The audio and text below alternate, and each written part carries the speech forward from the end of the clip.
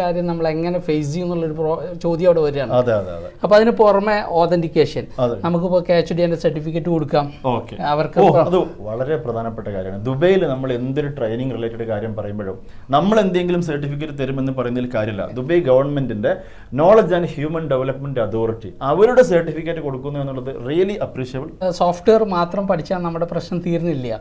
സോഫ്റ്റ്വെയറിനേക്കാൾ കൂടുതൽ അറിയേണ്ടത് എന്താണ് അക്കൗണ്ടിങ് പ്രൊസീജിയർ, എന്താണ് അക്കൗണ്ടിങ്ങിന്റെ സിസ്റ്റം, എന്താണ് ഗൾഫ് അക്കൗണ്ടിങ്.